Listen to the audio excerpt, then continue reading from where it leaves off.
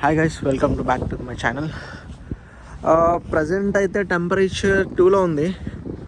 So ఇప్పుడే station దిగాను అనమాట. రూమ్కి వెళ్తున్నాను. చలి మాత్రం దారుణంగా ఉంది. ఇక్కడ బస్సెస్ ఇలా ఉంటాయి డబల్ లెక్క. సో ఫ్రీక్వెంట్గా అయితే బాగానే ఉంది. చలి మాత్రం దారుణంగా ఉంది, చూస్తున్నారుగా. బట్ లండన్లో job too hectic. And to be honest, ఇక్కడ జాబ్ ఎత్తుకాలన్నా చేయాలన్నా చాలా ఏమంటారు ఆపర్చునిటీస్ లేవు. టు బి హానెస్ట్ చెప్పాలంటే నో వేకెన్సీస్ ఎనీమోర్. ఎక్కడ పోయినా రిఫరెన్సెస్ అడుగుతున్నారు. సో టేకింగ్ ఇన్షాల్లా. అండ్ వన్ మోర్ థింగ్, ఇక్కడ ఈ సిగ్నల్ క్రాస్ చేస్తాం కదా, ఈ సిగ్నల్ క్రాస్ చేయాలంటే ఇక్కడ ఒక బటన్ ఉంటుంది. So have to press this button until unless మనం క్రాస్ చేయాలంటే. సో ఇట్లా ప్రెస్ చేస్తే మనం వాక్ చేసుకోవచ్చు అనమాట, మనకు పర్మిషన్ ఇచ్చినట్టు. సో సిగ్నల్ పడకముందే జంప్ అయిపోవాలన్నమాట, అది. సో ఇది భయ్య ప్రజెంట్ అయితే యూకే సిచ్యువేషన్. సో ఎవరైనా న్యూ ఇంటెక్కి రావాలనుకుంటున్నారు అంటే కొంచెం బ్యాంక్ బ్యాలెన్స్ గట్టిగా పెట్టుకోండి. ఇంకా అకామిడేషన్స్ కోసం అయితే ఇక్కడ చాలా స్ట్రగుల్ అవ్వాలి. ప్రాపర్గా చెప్పాలంటే ట్యూషన్ ఫీజ్ కట్టుకున్నా కూడా మనకి చేతోడుగా పెట్టుకున్న ఒక ప్రాపర్కి సేవింగ్స్ అయితే అస్సలు అనుకోవద్దు భయ్యా, రాగానే జాబ్ దొరుకుద్దని. చాలా తపస్సు చేసినా కూడా అది దొరకదు. సో ఇక్కడ ఇండియన్సే చాలామంది రిక్రూట్ చేయలేకపోతున్నారు. సో అది చాలా స్ట్రగుల్ అవుతున్నారు ఇక్కడ ఆల్రెడీ. స్ట్రగుల్ అయిపోతున్నారు కాబట్టి సో దొరకట్లేదు. సో నేనైతే మీ సేఫ్ సైడ్ చెప్తున్నా, చూసుకోండి.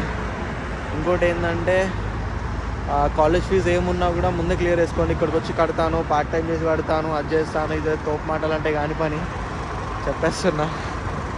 ఎందుకంటే మళ్ళీ స్ట్రగుల్ అయ్యి అంత కాని పని మనం కట్టి చేయలేము. It's not a easy task. Okay, I hope all get. So cross చేసేయచ్చు. Yup. So let me cross this. Yeah. So అది చలి దారుణంగా ఉందయ్యా. ఓహో అప్పా. వన్ మోర్ థింగ్, ఇంకోటి ఏంటంటే డైరెక్ట్ మనం వెళ్ళి అప్లై చేసిన జాబ్ అయితే రాదు. ఇంకోటి ఏంటంటే స్ట్రగుల్ అవ్వాలి. ఇంకోటి ఏంటంటే ఇక్కడ మళ్ళీ ఎవరు నమ్మడు భయ్యా.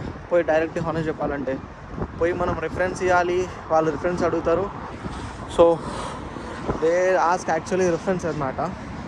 డైరెక్ట్ అడ్డి మార్క్ గుడ్డి డైరెక్ట్ వేకెన్సీ ఉందని అడిగితే కూడా వాడు దిగడు. మన ఇండియా వాడు ఉన్నా కూడా ఒకటి చెప్పాలంటే మన ఇండియన్స్ ఇక్కడ ఏమంటారు తగదాలు లెక్క పడక బాబాయ్, ఎవరికి పడవు ఇక్కడ. సో అదే జరుగుతుంది క్లారిటీగా. సో అదైతే ఒకటైతే ఇక్కడ ఉంది.